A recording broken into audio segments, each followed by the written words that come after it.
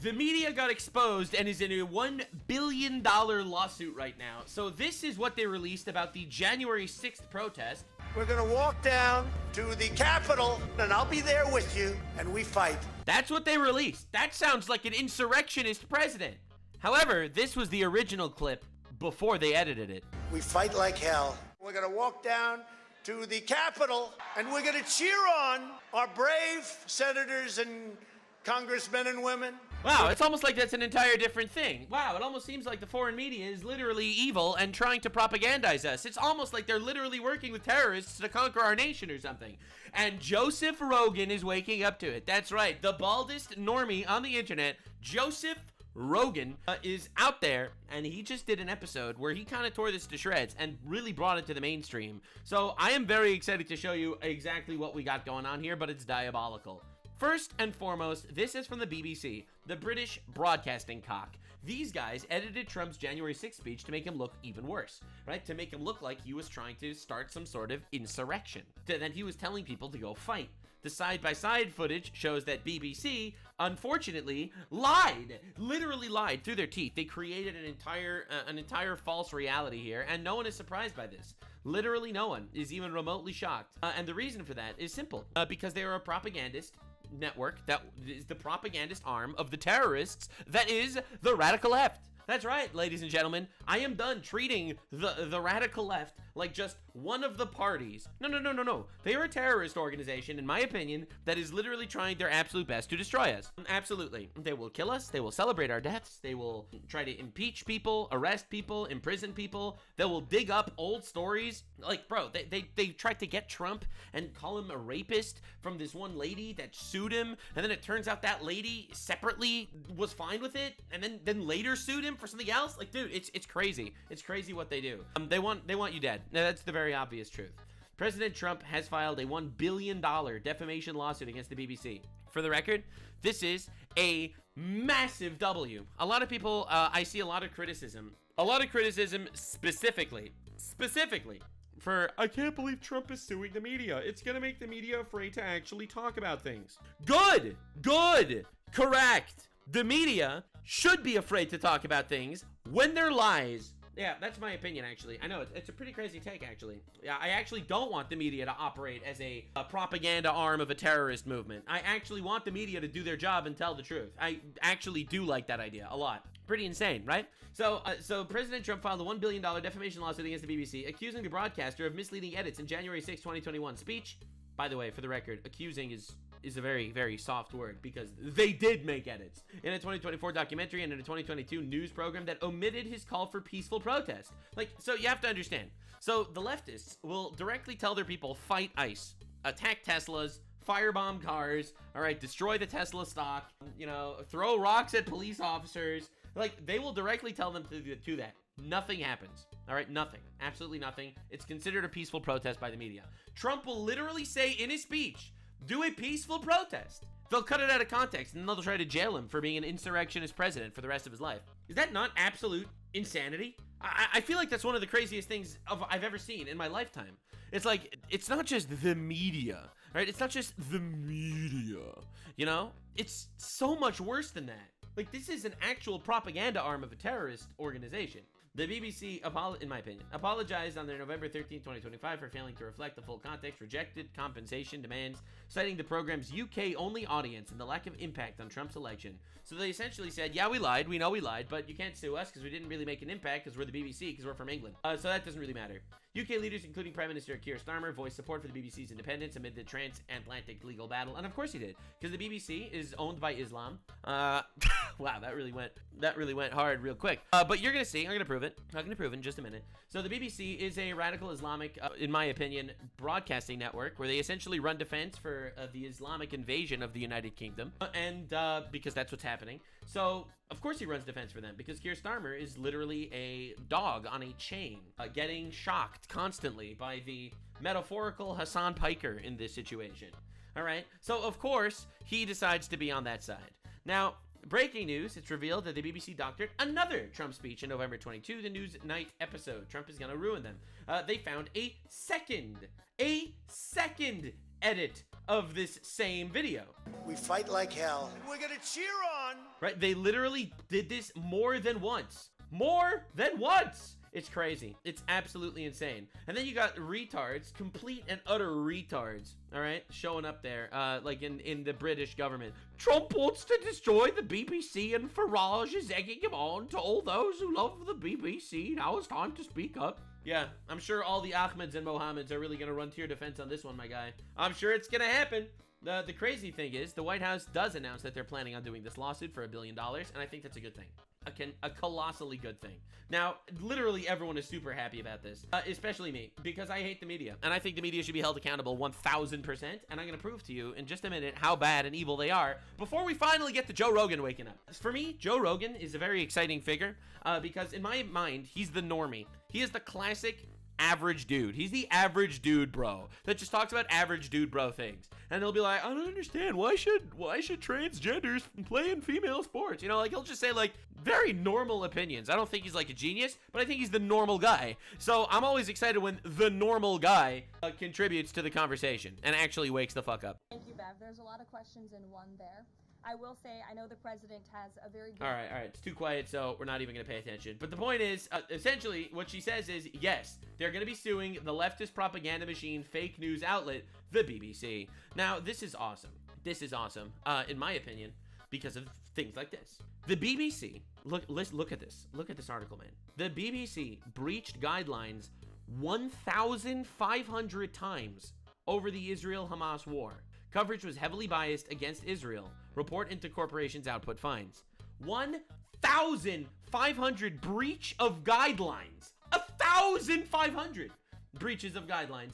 Literally running defense for radical Islamists. It's pretty weird how that keeps happening. So anyway, so this is The Telegraph.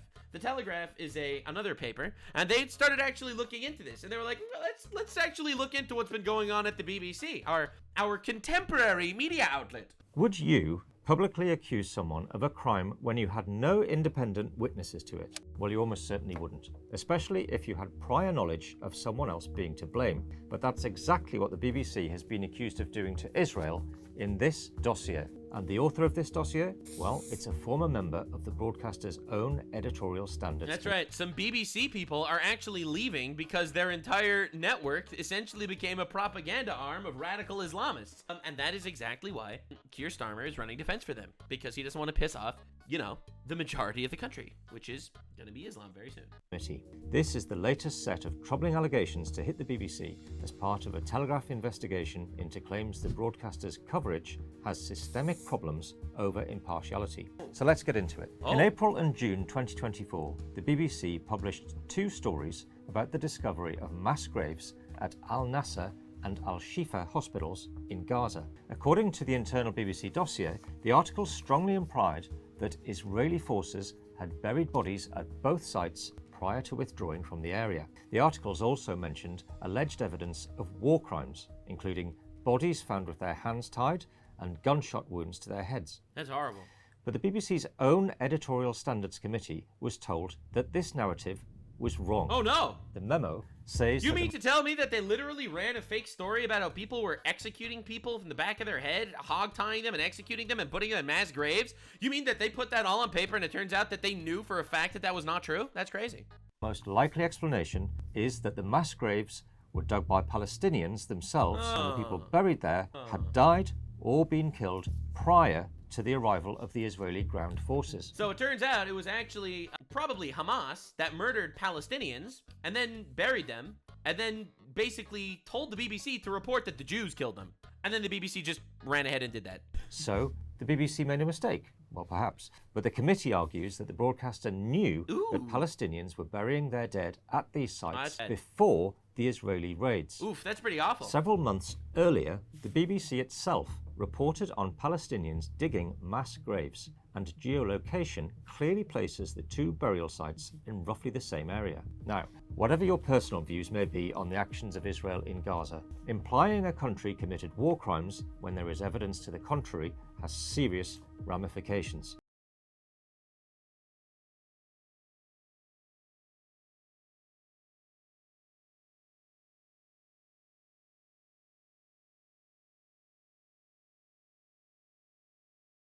So this is the BBC constantly and forever running insane propaganda for radical Islam everywhere in the United States, in England, and also in Israel. They have constantly, unabashedly been running infinite lies. The BBC forced to correct 2 Gaza stories a week. Every week, apparently, they need to edit Gaza stories because it turns out they made false claims. Broadcaster's Arabic service had to make 215 corrections over the past 2 years. Like, you know, they'll release a story. The story will say something unbelievably horrible. The poor, you know, unbelievable nightmare situation happened. All right, it'll go super viral. And then 2 days later, oops, it was wrong. And then they'll go back and edit it. But no one cares because they already got the propaganda out. And they never face any consequences to this. Never. So I've known for a long time that these people were frauds. Like, and this is crazy. Crazy. Like, so they start asking them, hey, they ask the CEO. They ask the CEO, what's going on with this BBC editing the president's information? I would like to say it has been the privilege of my career to serve as the CEO of BBC News and to work with our brilliant team of journalists. I stepped down over the weekend because the buck stops with me. But I'd like to make one thing very clear. BBC News is not institutionally biased. Sure. You mean to tell me that a white liberal woman, a white radical left Karen, is the one that is running this? Well, color me shocked and surprised. BBC just says the stories as they go. That's why it's the world's most trusted news provider. The most trusted news provider. Did you know that there are 2 billion Muslims that love the BBC? Did you know that we are the democratically elected news network specifically by Islam? Oh my god, this is crazy. It's insane. Excuse me. We are the only news site that's not biased whatsoever. Not even a little bit. I've noticed that Hassan Piker's dog shocks itself, actually. I love how she's resigning because of how unbiased she is. And see my teams. Thank you so much. Right, do you think that the journalists institution are corrupt? Leftist white women, man. Thank you. President Trump, do you think our journalists aren't corrupt? Of course our journalists are corrupt. I mean, we do have to, you know, edit separate stories, and it turns out that we literally hired a Hamas terrorist as one of our correspondents in Gaza that was exposed a couple of years ago. That was awkward. And yes, of course we did all of those things essentially to run basically defense for rapist pedophile cults that are in our country. Now, I know you're probably surprised, but there are grooming gangs running around raping little white girls, but we don't want to expose any of them, and the reason for that is simple. Because of the Islamophobia. What if Zohran Mamdani's aunt reads the BBC and finds out about mass Muslim rapists in England? That would be horrifying. Horrifying. For Zohran Mamdani's aunt. How could she ever ride the subway with her job? Journalists are hard-working people who strive for impartiality. Sure. And stand by their journalism. Is there institutional bias at the BBC? There is no institutional bias. Mistakes are made, but there's no institutional bias. But why weren't the mistakes dealt with on Trump, on anti-Semitism, on women's rights? I'm sure that story will emerge, but for now, I'm going to go in and see our team. Do you think the board... Yeah, so if you're not biased, why are you actually biased? Well, I'm actually not biased at all. We just made a little bit of an oopsie-poopsie when we edited Trump's speech to make it look like he was inciting a riot on the Capitol. We just deceptively edit videos by accident! By accident! Yeah. No one's buying this obvious horse shit, but it's awesome, man. So this is the chairman of the BBC, Samir Shah. As you know, Samir Shah is like the classic name of a straight white man. Let's see the way he refers to the Hamas terrorists. I think this is pretty telling as to the unbiased BBC's reporting. One last question, just for you as an individual, Samir. Do you consider Hamas to be a terrorist group? I'll have to answer that in terms of the way we currently view it. What do you think they are? Do you think they're a convocation of happy little squirrels? I don't think that. But I'm here as the chairman of the BBC. Know you are. The chairman of the BBC refuses to state his actual opinion on if Hamas, the recognized terrorist organization by England and by the United States, right, to say if they're actually terrorist. Not here as Samir Shah. You exist as an individual entity. I can tell you what I think when I'm Samir Shah. Right now, talking to the world, I am the chairman of the BBC, and we have taken... The chairman of the BBC refuses to say that Hamas are terrorists. Now, you have to understand, Hamas are rapist, murderous pedophiles, okay? It is a death cult that murders their own people, that murders Israelis, that states openly that their plan is the genocide of Jews worldwide before they work on genociding the Christians. That is their literal statement. Do you know that the Hamas slogan, the slogan for Hamas is, all right, the slogan is, wherever there is a tree and there is a Jew hiding behind that tree, the tree will shout out to the Muslim, there is a Jew behind me. Come and kill the Jew, and we will kill that Jew. That is the slogan of Hamas. Okay? All right? And this guy, all right, and they are obviously recognized internationally as a terrorist organization, obviously. You know, they rape and murder people, and like constantly. Okay? So that's what they do. All right? Now, Samir Shah, this guy, the chairman of the BBC, refuses to state his opinion on whether he considers them terrorists. View as a board that we continue to use the word terrorist only with attribution. That's the position we take. Although I think you think they're terrorists, Samir, but I will leave you with your beautiful corporate answer. Yeah, no, it's the other way around, actually. So this guy will say that white people are evil, right? White people, they're bad. Only with attribution. Mass rape doesn't count. Mass rape, we don't know, because technically the people that were raped were actually Jewish, which are pretty close to white people. So, I mean, this is still, you know, it's kind of a gray area at this point. So, anyway, so when I saw the BBC getting exposed, I will admit it made me very happy. It made me very, very, very, very happy. Now, we are used to this, because this is what the 60 Minutes in the media did to Kamala Harris, okay? Let me show you the side-by-side of the actual answer that Kamala Harris gave to a question and the way the 60 Minutes released the answer, because we've been dealing with this for a long, long time, and finally Joseph Rogan is on the trail. But it seems that Prime Minister Netanyahu is not listening. Well, Bill, the work that we have done has resulted in a number of movements in that region by Israel that were very much prompted by or a result of many things, including our advocacy for what needs to happen in the region. But it seems... Right, so that's a nothing answer. For the record, that was nothing. She said nothing. All right, are we on the same page? Israel's movement's advocacy for the region. She literally said nothing. Anyway, let's see what the actual edited answer was. This is what they released on television. It seems that Prime Minister Netanyahu is not listening. We're not going to stop pursuing what is necessary for the United States to be clear about where we stand on the need for this war to end. That is a whole other answer. That is an entire other response. They were laundering this retard to become the president of the United States. I want to make that very clear for just a second. All right, let's understand where we're at. Now, Joe Rogan hated the media for a very long time. And I think it all stemmed from this. I am actually super happy. No offense to Joe Rogan. I'm sure this obviously offended the hell out of you. I'm sure this offended you a lot, but personally, I am so happy this happened. I think this is one, like, there are a few moments that changed the course of history, okay? I think this is one of those moments, because this was such an obvious lie. It was insane. So Joe Rogan is obviously hated by the media because, well, Joe Rogan's bigger than the media. He has his podcast, and his podcast is unironically reaching more people than any media CNN organization ever will.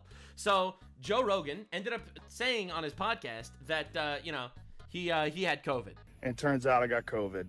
So this is the Instagram story that he posted himself, and this is how CNN broadcasted it. So we immediately threw the kitchen sink at it. All kinds of meds, monoclonal antibodies, ivermectin, Z-Pak, prednisone. So the reason why this is diabolical is because, one, they made him look like Shrek. They Shrek this man, all right? They put a green filter on this guy. That's one, okay?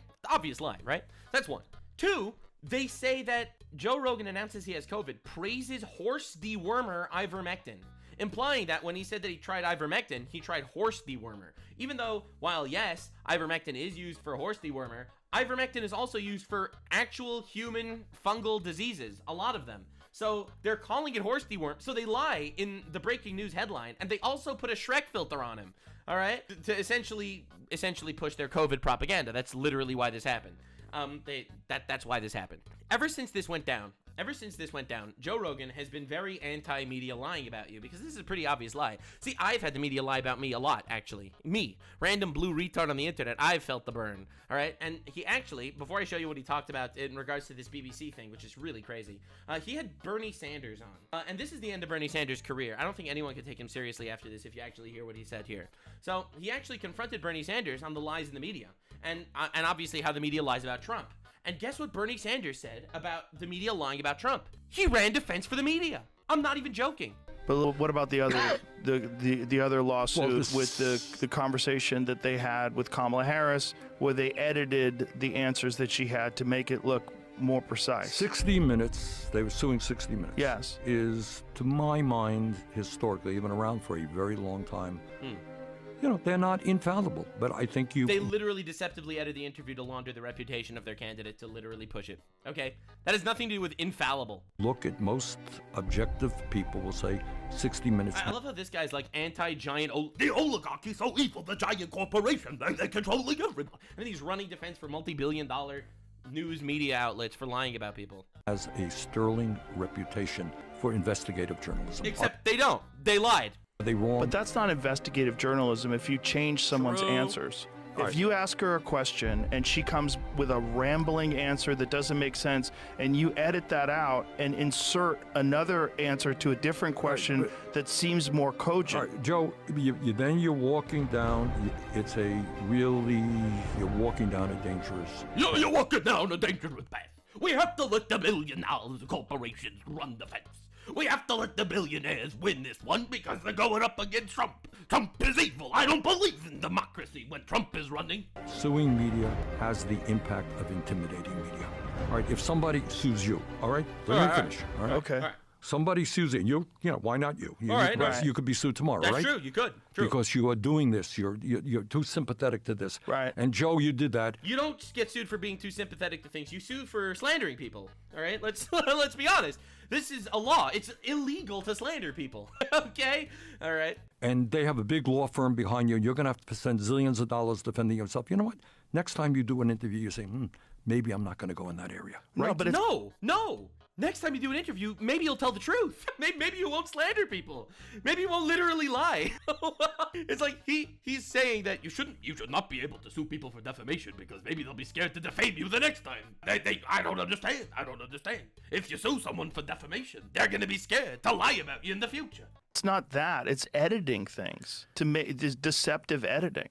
Joe, so in deceptive editing, you give people a different perception of who this candidate is than reality. Right, but that's not objective journalism. I know, but that's campaigning for that person. Right, but would you agree with that? I don't have those details. I don't know that I agree. I am not willing to take a stand on things that make my people look bad because even though I make believe I'm fighting for the people, I'm fighting for my billionaires. I'm fighting against your billionaires, but I'm fighting for my billionaires, which is why I accepted a small donation of $2 million from the pharmaceutical billionaires. Because those are good billionaires, because they're my billionaires. Your billionaires, they're bad because they're your billionaires. With your analysis of it. I don't know enough. I think that's universally... I am not willing to accept your analysis on the fact that everyone knows about. That's what they did. And you got to tell me why he is suing ABC. Because they slandered him. ABC slandered him. They called him a rapist when he's not a rapist. That's why he's suing ABC. He's suing Meta. Let's just talk about the 60 Minutes. No, but it's not just... We could go to ABC, but I'm not aware of that. Yeah, because they all slandered him. I'll tell you. He's suing ABC because Stephanopoulos, or whatever his name is, on ABC called him a rapist. A convicted rapist. And he's not a convicted rapist, so he sued him for slander because he called him a convicted rapist on live television. And he won because he's not a rapist. How dare he sue them for calling him a rapist? How dare he? Stephanopoulos said something that he didn't like. No, he didn't say something he didn't like. He called him a rapist. Oh my God. Like, bro. But the point is, what did Stephanopoulos say? I can't remember. I honestly don't. I honestly don't remember that he called him a rapist on live television and lost a lawsuit because it's slander. But I think what he was saying was factually incorrect about the results of one of Trump's trials. True. Guess what? If I were to sue everybody who said things that were factually incorrect about me, I'd be suing people zillions of times. Right. So do it. If there's slander, you do it. But Joe, what you're saying is, look, does media get it wrong sometimes? Absolutely. Should you have the most powerful person in America suing media? What is the impact of that? Yes. If they slander you and call you a rapist and you're not a rapist, you sue them and you hopefully ruin their life because they went out there and they called you a rapist. What are we even talking about? Impact is clearly intimidation. The impact is not intimidation. It's just you don't want people to think you're a rapist and you don't want other people to keep running this. Like, because if you don't sue someone for calling you a rapist, then the next guy will call you a rapist. All right? Like, this is crazy. He wants to defund public broadcasting. Yeah. When they slander you constantly, yeah. NPR, why is that? Well, because they also would run critical stories of him. He's not suing anyone for critical stories. You can't win a lawsuit on critical stories. Critical stories is protected by freedom of speech. Slander is not. This is part, in my view, without getting into any one case, it's part of a pattern that says, hey, I got the power. Don't you criticize me. You criticize me, I'm going to sue you. So it's not whether this show was literally not about criticism, because everyone criticizes Trump constantly, and he's not suing everyone all day. Right or wrong. There are shows every day they get it wrong. It's whether you respect you and other media people to do the best that you can. And if I don't like what you're doing, I'll go someplace else. But calling someone a rapist when they're not a rapist is not doing the best that you can. You've got to stop. But I don't like presidents suing media, and then it's, Of course not, because it's my media. Threatening to impeach judges who rule against you, really? It's not just for ruling against you, it's impeaching judges for being criminals. Is that a concern? I think it's a concern. I agree, that's a concern. Nah, my not a concern. concern is when Elbows you have media organizations that are purported to be objective, and then they say things that are defamatory and factually incorrect, and they should know that before they say it. What other course does a person have other than a lawsuit? And isn't it important that you shine the light on what is a political bias then the way from an organization that you would hope would be objective? Needless to say, I get attacked all the time by right-wing media, right? Anyway, so this is him running defense for fucking losers all over again. Like, I've already showed part of this clip in the past, but the point is today, Joe Rogan just made another podcast over the BBC, and Joe Rogan apparently popped off. I didn't see this yet, but popped off. And then you get Bernie Sanders being completely retarded. No, actually, it's a bad thing to stop companies from lying about you. Rogan experience. Right. That's what's crazy. So this is the new one. This is the new one, and I'm excited. I'm excited to see this because I love watching the normie audience wake up to the honestly diabolical nature of the media land and ecosystem. This is the only country legitimately where it's up for grabs.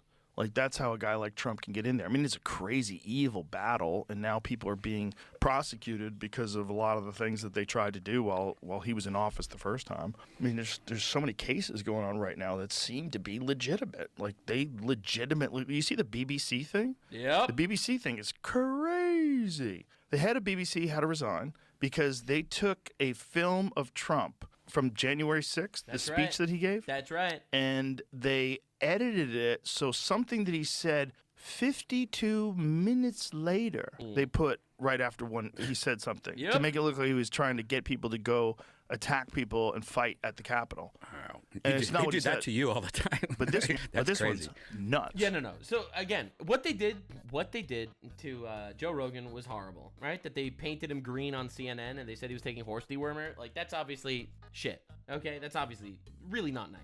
This is slandering the president of the United States for insurrecting against the government. And it's, in my opinion, it's treason.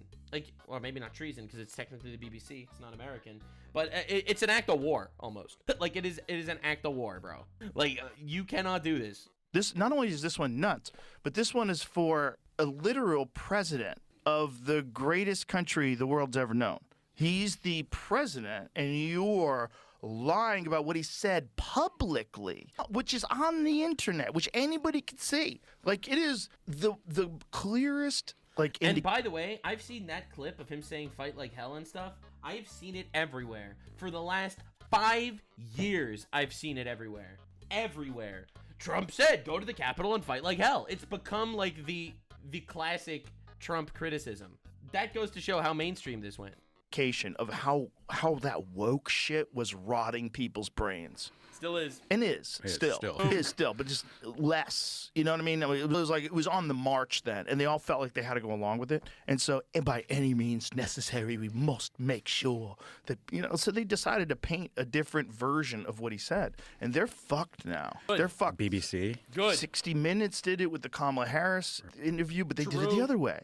They made it look like she had a good answer. It's almost like all these media corporations are kind of on the same page in regards to how they're trying to push the world towards oblivion and destroy Western civilization. Wow, that's pretty satanic, isn't it? Wow, pretty crazy that they're all kind of working together on this. They're holding hands and just trying to destroy a culture based on biblical values. Wow, really? No spiritual warfare going on at all, sir.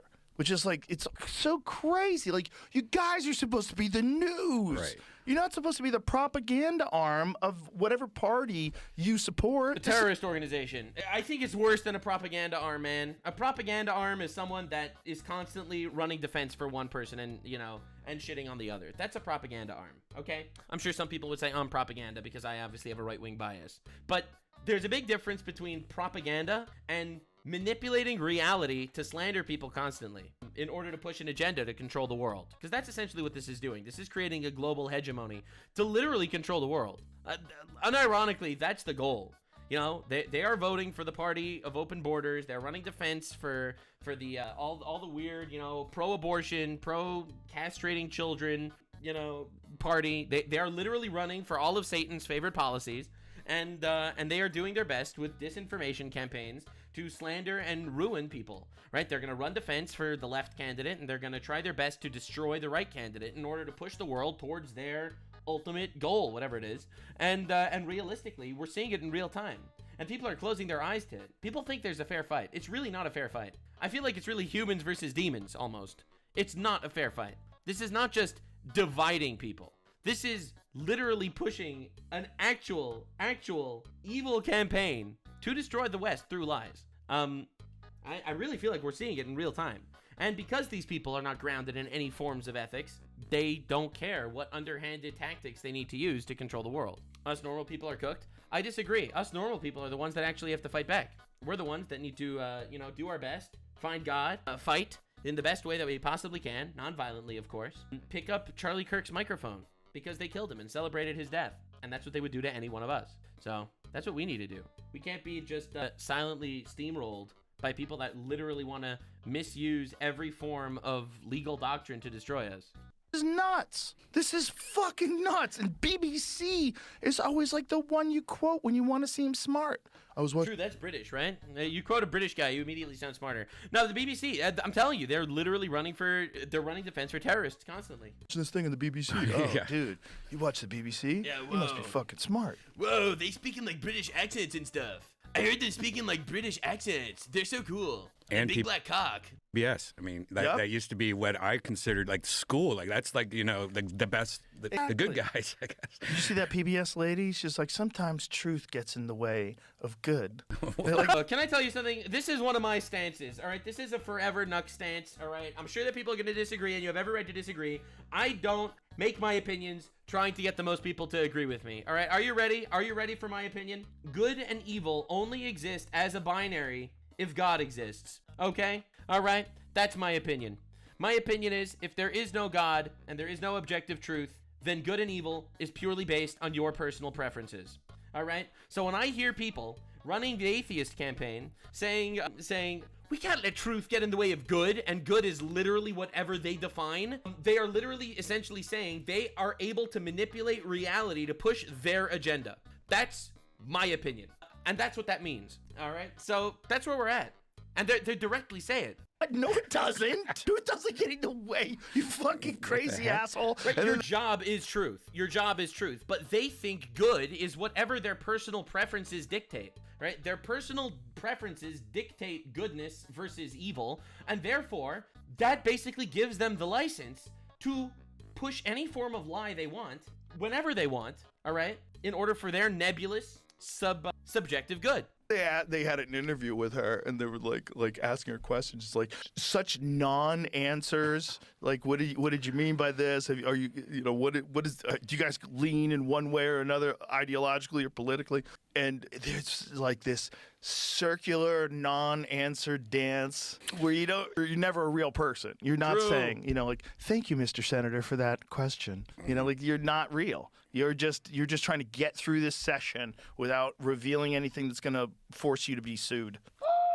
And that's in charge of the narrative that we get on TV. And a respected narrative. PBS, very respected. BBC, very respected. True. Like, because of the past. And the thing is, like, how could you ever take anything seriously, right? Even if you don't watch the BBC or whatever, but you see a screenshot of a article of the BBC that goes viral because it's like the screenshot is like jaw-dropping, right? That's why they do the clickbait titles. Jaw-dropping clickbait title: Israel makes mass graves, hog ties Palestinians, shoots them in the back of their head, and buries them in mass graves. All right, that goes super viral. All right, 10 million people see that headline and believe it, right? It's the BBC. Why wouldn't you believe it? And then it turns out that the BBC actually had prior knowledge that those mass graves were dug by Hamas in the past, and Hamas buried Palestinians in those graves. Like, there was information about that they decided not to mention. So they released that. The screenshot goes super viral. All right, it hits 10 million people see it and believe it, because why wouldn't they believe it? And then, oops, they edit the article a few days later after it already went viral. So it's like, essentially, these are used, you know? You just got infected by zombies. They just made their way through that gates, and they took over the staff.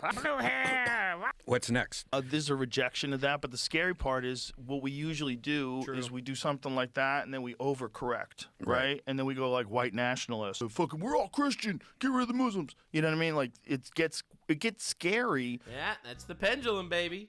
When there's like hardcore ideology. Bro, you have one option. Do you pick the Intifada and the Jihad, or do you pick the Crusades? Pick whichever one. Logical conflict, because people push back. Oh, you want to know what a bitch is?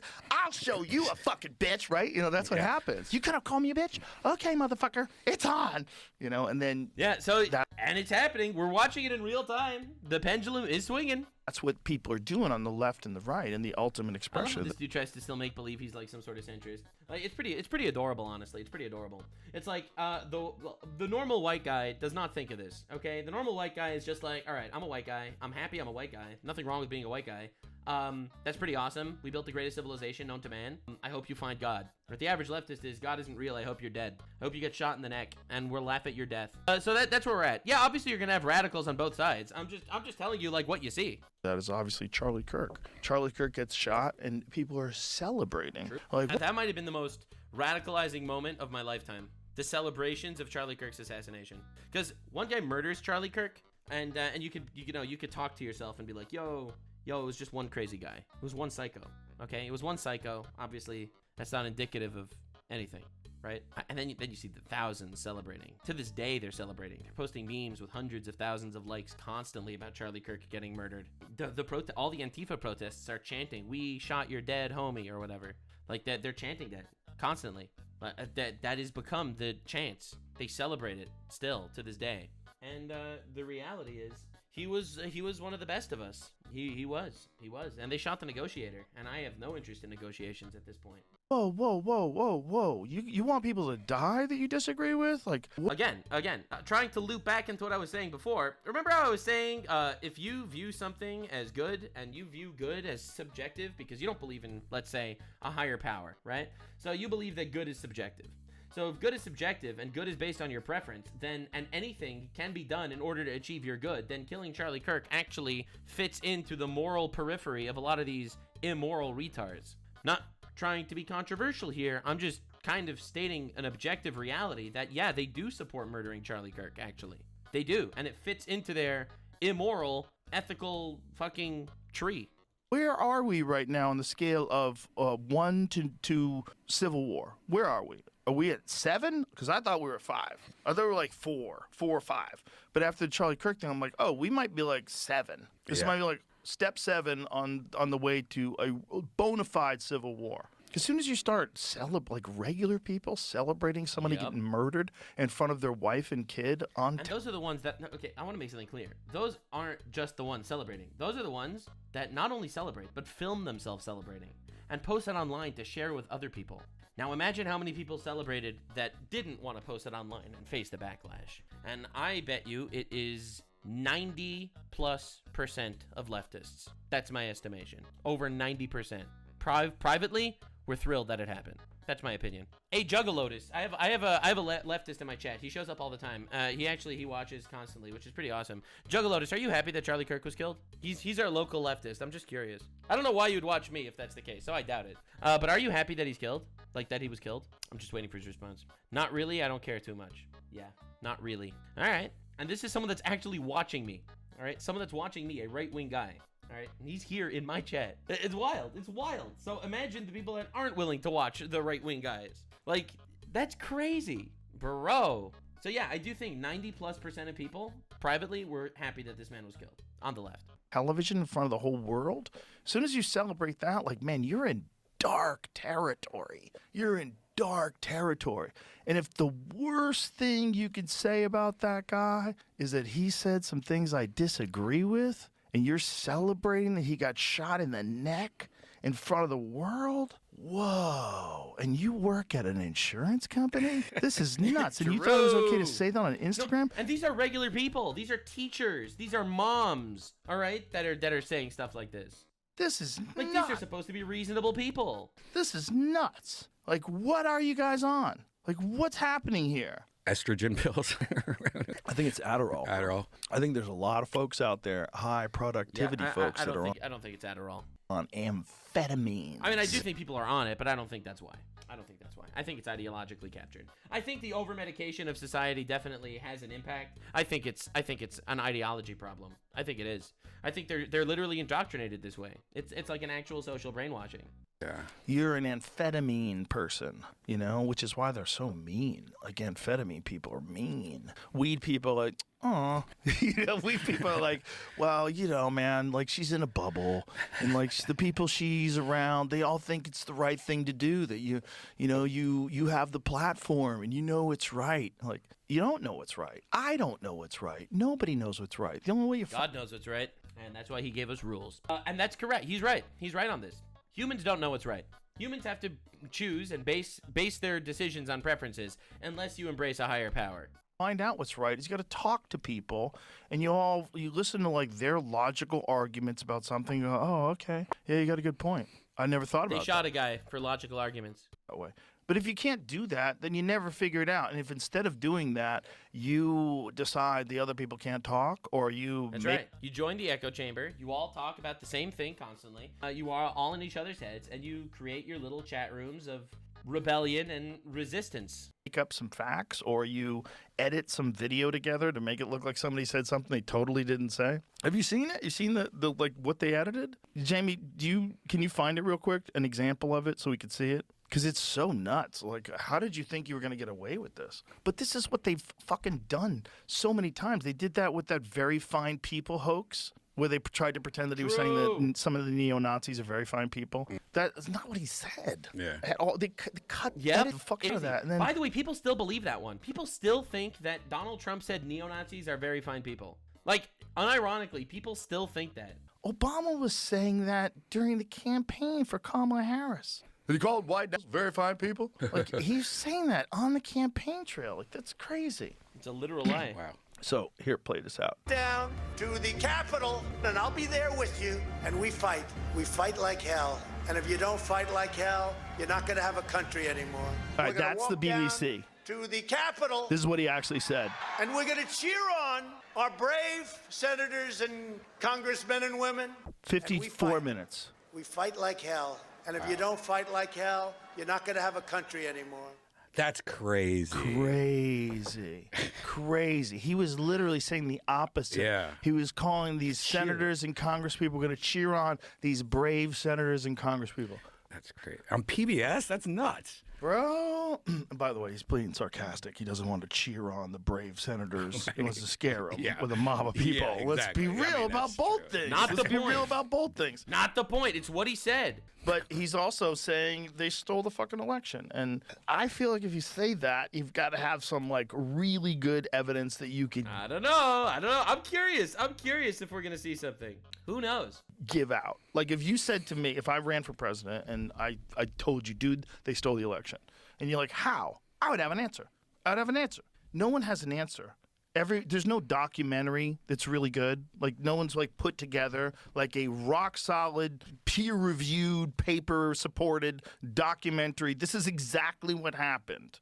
This is how they stole the election. We know that you can do this. We know they did this. We know that these things got dropped off. We know it didn't make any sense. We know there's dead people voted. We know there was ballots that were mail-in ballots that were brought in shipments, and all of them were for Biden. And there was thousands of them, and they swung vote. Okay, if you have that, then you got to make a fucking documentary, a really good one, and put it out there so everybody can understand it. The answer, Joseph Rogan, is mass illegal immigration and no voter ID. Joseph Rogan, 30 million illegals in the country that technically voted, possibly, in different places. How about that one, Joseph? Does that count as hardcore, rock solid something or other? Or what about the amount of votes? All right, let me just find this. Let me see if I can find this. In 2016, 65 million Democrats voted. In 2020, 81 million Democrats voted. In 2024, 65 million Democrats voted. Where were the other 15 million Democrats? Where did they go? Where did the Democrats disappear to? Could we try to be honest here? Where did the Democrats go? I'm a simple man and I want to know. I want to know. I just want to know where the Democrats went. The 15 million vanishing Democrats, where did they go? So no, I don't think there's definitive 1000% proof. However, there are enough questions. There are enough questions to make you really start being suspicious. Because it's crazy that this is 4 years later and people are still saying that. It's a conspiracy. I don't think we're ever going to have a definitive answer. I really don't think we're ever going to have a definitive answer. However, you have to be retarded if you don't think there's some really wild inconsistencies. And this is coming from Joe Rogan. This is like the conspiracy guy. He believes every conspiracy on the planet. He thinks the moon landing was fake. Bro, you can't think the moon landing is fake and think the election was real. I'm sorry. I'm sorry. You can't think that the moon landing was fake and the election was fair. There is no way. Or you don't want to fix it. Again, I personally don't know if Trump actually secretly won that election. I just recognize that there are enough suspicious inconsistencies that you need to look into. Because you monkey with the elections too, you know? And here, is there evidence of that? Well, I do know that a Republican company, who bought Dominion? Who bought the Dominion voting thing? I believe a GOP supporter bought the voting machine. Again, who knows? Really? Right. Yeah. So. Yeah, but we didn't have a magic extra 15 million Republicans during the last election. It's one of two things is going on. Dominion voting system sold to company run by former Republican election official. What? Yeah. Again, none of this proves anything. Again, I'm not even saying that the last election was rigged, the 2020 election. I'm just saying, if you believe in conspiracy theories, what are you doing? I'm just saying there's only one side that's actually calling for voter ID. That kind of proves to me, in my opinion, that one side is cheating more than the other. Yeah, I'm sure they both cheat. I think one cheats infinitely more than the other, or else they both have voter ID. This is where it gets. I had Rep Luna on the podcast, and one. Yeah. Anyway, so that's where we're at. People are waking up. People are noticing. People are noticing that the world is unfair and lying and constantly manipulating you. And the BBC is a British broadcasting cock, literally out there completely manipulating people, just like they always have, running defense for terrorists, lying about President Trump, all the works. You can't trust the media. There's a very obvious concerted effort run and done by the top brass on the left to destroy the world, to destroy Western civilization. To be fair, they hate God, so why are we surprised? Like, subscribe, and this video was streamed live on kick.com/Nuxanor. See you there. Stay weird, fam.